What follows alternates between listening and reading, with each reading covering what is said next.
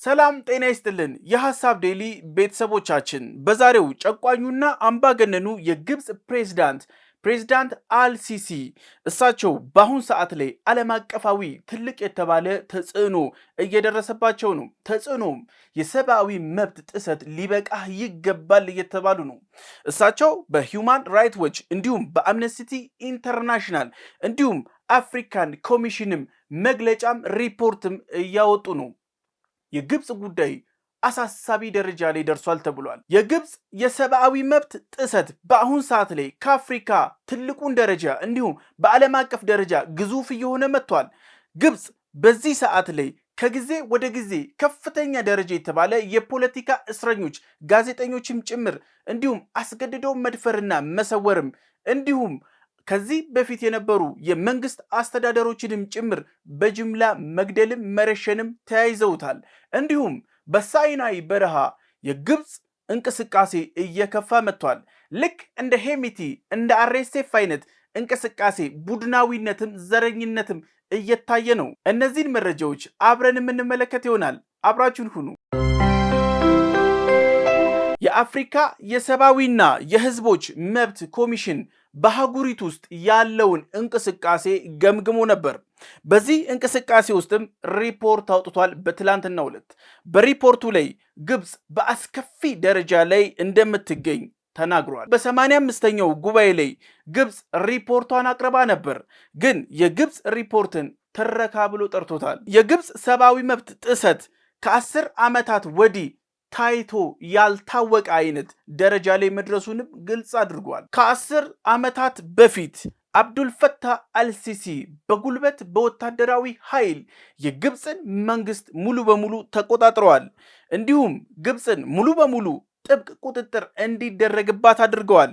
እንዲሁም በጭቆና አፈና ኢኮኖሚያዊ ውጣ ውረድ ውስጥ ግብፃውያንን ከቷቸዋል። ግብፃውያን በዚህ ሰዓት ላይ ከፍተኛ የተባለ ጭንቀት ውስጥ ነው የሚገኙት። 10 years ago, former Egyptian army chief Abdel Fattah al-Sisi seized power in a military coup, transforming the country into a tightly controlled autocracy marked by widespread repression and economic struggles. የግብፅ አፈና ከጊዜ ወደ ጊዜ እየተባባሰ መጥቷል። ታዋቂውን የግብፅ አክቲቪስት የአልሲሲ መንግስት አስሮታል።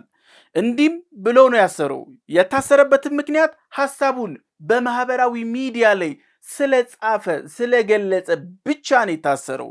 እንዲሁም ለወራት የረሃብ አድማም ሲያደርግ ነበረ። እንዲሁም ግብፅ ዓለም አቀፋዊ ጫናም እየበረታባት መጥቷል። አላህ አብዱል በከፍተኛ ደረጃ በግብፃውያን ዘንድ የሚወደድ ነው። እንዲሁም የአልሲሲ ሙሰኛ መንግስትንም በማጋለጥ የሚታወቅ ነው።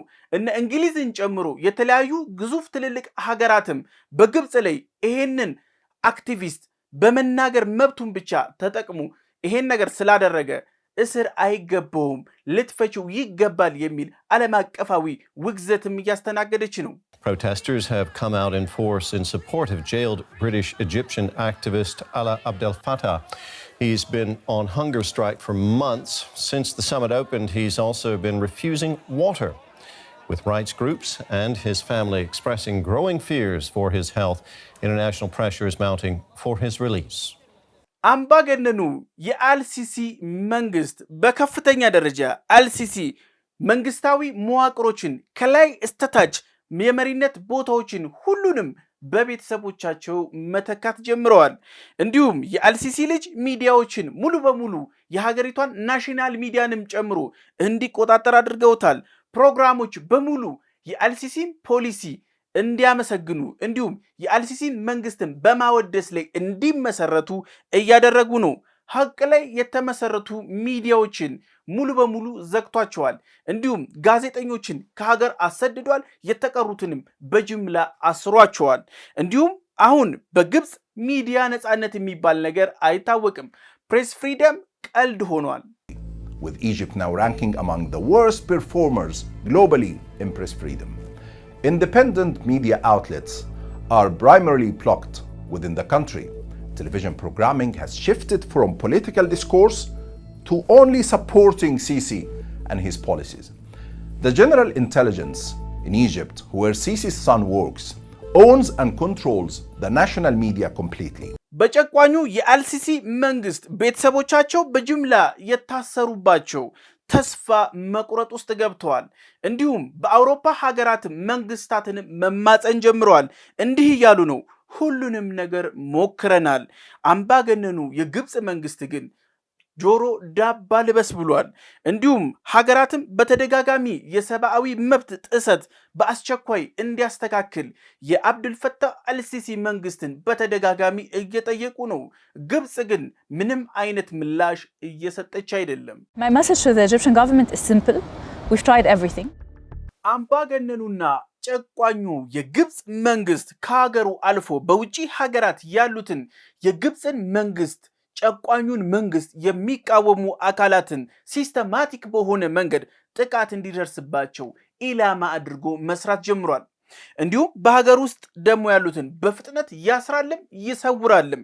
እንዲሁም ግብጽ የመናገር ነፃነትን በማፈን ከዓለም አቀፍ ደረጃ ከ170ኛ ደረጃ ላይ ተቀምጣለች። ግብጽ የመናገር ፕሬስ ፍሪደም እንዲሁም ፍሪደም ኦፍ ስፒች የሚባል ነገር ፈጽሞ የማይታወቁ ናቸው። Egypt ranks 170th out of 180 countries around the world for press freedom. This crackdown on free speech extends beyond the media, with the government quick to silence any criticism and target opposition in Egypt and abroad. ወታደራዊው የሆኑት አልሲሲ የሀገሪቱን ታዋቂ የማህበራዊ ሚዲያ አንቂ ሐሳቡን በሶሻል ሚዲያ ላይ ስለገለጸ ብቻ የሽብር ህግን በማንሳት አሸባሪ ብላ ከሰው ወህኒ ቤት አውርደዋለች። እንዲሁም በግብጽ የእስር ጊዜያቸውን የጨረሱ የትኛውም የማህበራዊ ሚዲያ አንቂዎች በሰበባ አስባብ እየተመሰረተ ድጋሚ ወደ እስር እንዲወድቁ ይደረጋሉ። He was arrested under the rule of Army Field Marshal turned President Abdel Fattah al-Sisi and jailed until 2019 on terrorism charges. Just 3 months after his release, he was arrested and sentenced to 5 years in jail after sharing a social media post about the death of a prisoner. የግብጽ ህዝብ ትልቅ የተባለ ኢኮኖሚያዊ ጫና ውስጥ ወድቋል። ግብጻውያን የኑሮ ውድነቱን መቋቋም አልቻሉም። እንዲሁም ከቀን ወደ ቀን የኢኮኖሚ ቀውሱ እየተባባሰ መጥቷል። የማብሰያ ጋዝ በከፍተኛ ደረጃ ጨምሯል። እንዲሁም ኤሌክትሪክ ለብዙ ሰዓታትም ይቋረጣል። ክፍያውም የማይቀመስ ሆኗል። Sisi often cut subsidies and increased fuel, electricity, cooking gas and public transport prices. Today, Egyptians suffer from electricity being cut off for many hours every day. የግብጽ መንግስት የሀገር ውስጥ ዕዳው 7.1 ትሪሊየን አልፏል። እንዲሁም የውጭ ብድሩ ደግሞ ከ168 ቢሊዮን ዶላር በላይ መሻገሩ ታውቋል። ይህ ማለት እነዚህ መረጃዎች የሀገሪቷ ብሔራዊ ባንክ መረጃውን ግልጽ ካደረገው ከአንድ ዓመት በፊት ነው። በአሁን ሰዓት ላይ የግብጽ መንግስት ከአውሮፓም እንዲሁም ከአረብ ሀገራት የተበደረው ገንዘብ ምናልባትም የዚህን ገንዘብ እጥፉን ሊደርስ ይችላል ተብሎ ይጠበቃል። እንዲሁም በግብጽ በአሁን ሰዓት ላይ የትራንስፖርት ዋጋ አይቀመሴ ሆኗል። According to the Egyptian Central Bank, during Sisi's era, the domestic debt reached 7.1 trillion Egyptian pounds. And external debt reached $168 billion. International Human Rights Watch እንዲሁም አምነስቲ እንዳሉት ከሆነ የግብጽ መንግስት በማሰቃየት አስገድዶ በመሰወር እንዲሁም ከ10,000 በላይ የሚልቁ በየጊዜው ዜጎቹን ያስራል። እንዲሁም በግብጽ ቢያንስ ከ60,000 በላይ የሚሆኑ የፖለቲካ እስረኞች እንዳሉ መረጃዎች ያሳያሉ።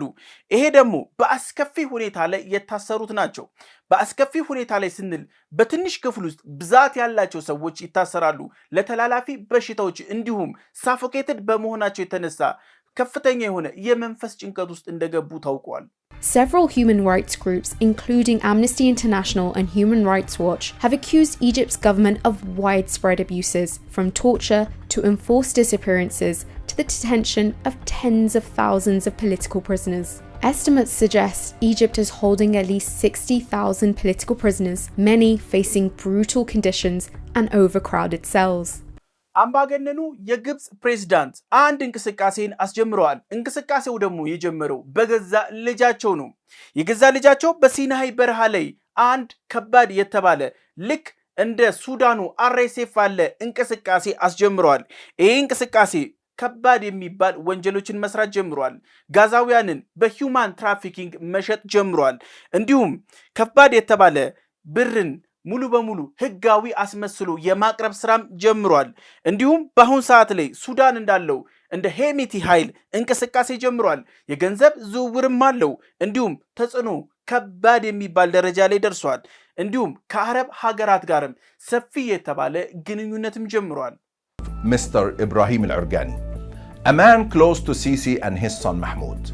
Urgani leads armed militia in Sinai, controlled the entire tribes of North Sinai and beyond, and runs the Rafah crossing business, which charges millions to Palestinians attempt to flee Israel's war on Gaza. Ibrahim al-Urgani has everything he needs to do precisely what Hemeti is doing in Sudan.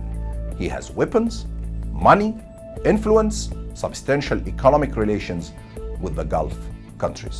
አፋኙ የግብፅ ፕሬዝዳንት አልሲሲ ለተቃውሞ የወጡ ሰላማዊ ዜጎችን ሰላማዊ ተቃዋሚ ዜጎችን ሙሉ በሙሉ አፍኗልም ገሏልም። ከ1000 በላይ የሚልቁ ንጹሃንን በአደባባይ ላይ ረሽኗቸዋል። ለ10 ዓመታትም ይሄ እንቅስቃሴ ላይ ሁነኝ ብሎ እየገፋበት ይገኛል። Since the massacre at Rabia Square in Cairo, where the Egyptian military under al-Sisi's command killed about 1,000 protesters. It has been 10 years of brutal repression since, with so many critical voices locked behind bars. አምባገነኑ የግብፅ ፕሬዝዳንት ግብፅን በሙስና ተጠሪ ያደረጓት ነው። ኢኮኖሚያዊ ድቀቱም ከቀን ወደ ቀን እየተባባሰ መጥቷል። ግብፅ ከአረብ ሀገራት ከፍተኛ የተባለ በብዙ ሚሊዮን ዶላር እርዳታም ድጋፍም ብድርም ታገኛለች። ግን ኢኮኖሚዋ ከቀን ወደ ቀን ከባድ የማትወጣው ማጥ ውስጥ እየወደቀ ነው። ይሄ ደግሞ የድህነት መጠን በከፍተኛ ደረጃ እየጨመረ ነው። እንዲሁም ህዝብ የመግዛት አቅሙ እየተዳከመ ነው። የዋጋ ንረቱ ኢንፍሌሽን ከቀን ወደ ቀን እየጨመረ መጥቷል። Economically, Egypt faces severe challenges. Despite receiving billions of dollars in support from Gulf allies and international financial institutions, the country's economy remains in crisis. Poverty rates have increased and the population's purchasing power has collapsed. The Egyptian pound has been devalued multiple times and inflation has soared, making necessities unaffordable for many Egyptians. አምባገነኑ አልሲሲ የቅርብ ቤተሰባቸውን ማለትም ወንድማቸውን የሽብር የፋይናንስ ኤጀንሲን እንዲመራ ሾመውታል። በዚህ ሹመትም ከፍተኛ የተባለ የሙስና ቅሌቶቻቸው እንዲሁም የመኒ ላውንደሪ ስራቸው ይሸፈናል ተብሎ ይጠበቃል። በዚህም በግብፅ የፍትህ ስርዓቱ ከፍተኛ አደጋ ላይ ወድቋል። እንዲሁም የአልሲሲ ቅሌቶችን ሙሉ በሙሉ ወንድማቸው ሰብስቦ ይሸፍናል ተብሎ ይጠበቃል። One of the most troubling concerns was the 2016 appointment of his brother to head Egypt's anti-money laundering and counter-terrorist financing agency. Critics argue this nepotistic move compromised judicial independence, allowing the regime to shield allies while targeting opponents. ግብፃውያን ዕውቀት እንደ ሰማይ ርቋቸዋል። በዓለም አቀፍ ደረጃ 79ኛ ደረጃ ላይ ተቀምጣለች። ትምህርት ቤቶች በመምህራን እጥረት እየተሰቃዩ ነው። እንዲሁም ግብፅ ምንም አይነት ጥሩ የሚባል ትምህርት የለባትም ተብሏል። According to the Global Knowledge Index, Egypt ranked 79th in education in the world in 2023. With a shortage of around 500,000 teachers in Egyptian schools, there is no good education in Egypt. በዓለም ላይ ያሉ አምባገነን መሪዎች ማለትም ዶናልድ ጄ ትራምፕንም ጨምሮ እንዲህ ይባባላሉ። የመጀመሪያው ስንመለከት ትራምፕ አልሲሲን ምርጡ አምባገነን ብለውታል። ሁለተኛው ኪም ጆንጉን ሀገሩን የሚወድ ሰው ብለው አወድሰውታል። እንዲሁም ፑቲንን በአመራር ደረጃ እሰጠዋለሁ ብለዋል። ዶናልድ ጄ ትራምፕ የግብፁን ፕሬዝዳንት አምባገነናዊ ጨቋኙን ፕሬዝዳንት ማይ ፌቨራይት ዲክታተርሺፕም ሲለው ተሰምቷል። He called North Korea's Kim Jong-un a talented man who loves his country very much. They exchanged love letters. He often praised Vladimir Putin, once telling Fox and Friends, "I think in terms of leadership, he's getting an A." And when it comes to Egypt's General Abdel Fattah al-Sisi, a man who's considered by many to be the most repressive ruler in Egypt's modern history, Trump, I kid you not, called him his, quote, favorite dictator. አምባገነኑ የአልሲሲ መንግስትና ህዝብ ተለያይተዋል። ህዝብ የመኖር ያለመኖር ጉዳይ ላይ ወድቋል። ግን የአልሲሲ መንግስት ግን ቅንጡ ከተማ በበረሃ ላይ መገንባት ጀምሯል። ለዚህም ደግሞ ከ58 ቢሊዮን ዶላር በላይ ተመድቦለታል። ሙስና በግብፅ አፍጥጧል። መንግስትና ህዝብ በአይነ ቁራኛ መተያየት ጀምሯል። ግልጸኝነት በመንግስት ደረጃ የማይታወቅ ቋንቋ ሆኗል። Sisi's government has prioritized large-scale infrastructure projects, such as building a new capital city in the desert, costing the country $58 billion.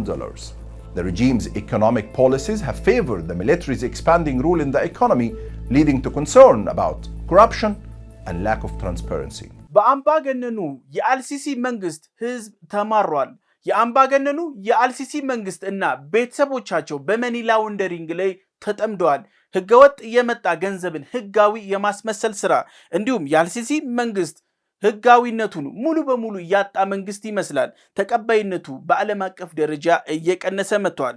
እንዲሁም የአልሲሲ መንግስት ስልጣንን ባላግባብ በመጠቀም ከአፍሪካ ቁጥር 1 ደረጃ ላይ እየተቀመጠ ነው። Egypt's president is a high-risk, politically exposed person. His career began in the military, but his presidency has become synonymous with allegations of corruption, nepotism, and money laundering. Sisi's rule has been marked by systemic abuse of power. አምባገነኑ የግብፅ መንግስት ከሰማይ የገዘፈ ችግሮች አጋጥመውታል። እነዚህ ችግሮችም ሁለት ናቸው። የመጀመሪያው የግብፅ መንግስት ከእስራኤል ጋር ቅራኔ ውስጥ ገብቷል። በራፋህ ድንበር አቅራቢያ የእስራኤል መንግስት ከፍተኛ የሆነ የወታደራዊ ሰፈራም እያካሄደ ነው። ይሄ እንቅስቃሴ የግብፅ መንግስትን አስጨንቆታል። Faces major threats regarding national security because of Israel controlling the Rafah crossing and violating the Camp David Act. ሁለተኛው ትልቁ የግብፅ መንግስት ችግር የተባለው ኢትዮጵያ የህዳሴ ግድብን ሙሉ በሙሉ አጠናቃ ጨርሳለች። ይህ ማለት የግብፅ መንግስት ግብርናዬን ይጎዳል፣ ይሄ ግድብ ከተገደበ ውሃ ያጥርብኛል ብሎ ተናግሮ ነበር። የግብፅ መንግስት ህዝቡን ሚስ ኢንፎርም አድርጓቸው ነበር። አሁን ህዝብ ግብርናችን ተጎዳዊ ብሎ መጠየቅ ጀምሯል። የግብፅ መንግስት የሚመልሰው ተጨንቋል። እንዲሁም ኢትዮጵያ የዲፕሎማሲም እንዲሁም የጂኦፖለቲካል ፓወሯ ጨምሯል። ግብፅ መንግስታዊ ሙሰኝነት በከፍተኛ ደረጃ ተንሰራፍቷል። ህዝብ በአሁን ሰዓት ላይ የአልሲሲ መንግስት ላይ ማጉረምረም ጀምሯል። Concerns water security because of Ethiopia's Grand Dam affects the agriculture sector, thanks to Sisi, who signed the principal agreement with Ethiopia and Sudan in March 2015. በአፍሪካ ቁጥር 1 የተባሉት ሙሰኛው መንግስት የአልሲሲ መንግስት በ2016 የአሜሪካ ምርጫ ላይ ተጽዕኖ ለማሳደር ከ10 ሚሊዮን ዶላር በላይ በጅቶ ነበር። በዚሁ እንቅስቃሴው ላይ ትራምፕ ህዳሴ ግድቡ ላይ ተጽዕኖ እንዲያደርሱለት ሲባል የአሜሪካ ፖለቲካ ላይ ይሄን ያክል ገንዘብ ኢንቨስት አድርጓል። እንዲሁም ገንዘቡ በግብፅ የስለላ ተቋማቶች በኩል ወደ አሜሪካ እንደገባ መረጃዎች ያሳያሉ። Media outlets reported on alleged efforts to channel $10 million in illicit funds to influence the 2016 U.S. presidential election, allegedly routed through Egyptian intelligence. ግብፅ ከሰሜን ኮሪያ ጋር ህገወጥ የጦር መሳሪያ ንግድ ትሸቅጣለች። የተባበሩት መንግስታት ድርጅት በካይሮ ኤምባሲ በኩል እንደሚከወን መረጃውን አጋልጦ ነበረ። እንዲሁም ሽያጩ ለመካከለኛው ምስራቅ እንዲደርስ ታስቦ እየተሰራ ነው። የሰሜን ኮሪያ መንግስት በዓለማችን ላይ ግዙፍ የተባለውን የኢኮኖሚም የትኛውንም የመሳሪያ ግዥም ሽያጭንም ማዕቀብ የተከናነበ ነው። ግብፅ ይሄንንም ማዕቀቦችን ሙሉ በሙሉ ጥሳ ነው የመሳሪያ ንግድ ውስጥ የተሰማራችው። ግብፅ ለሻቢያው መንግስት ለሶማሊያም ለየትኛውም ታጣቂ ኃይሎች መሳሪያ ትሸጣለች። With North Korea. That's after UN reports that North Korea operates illegal arms sales across the Middle East from its embassy in Cairo.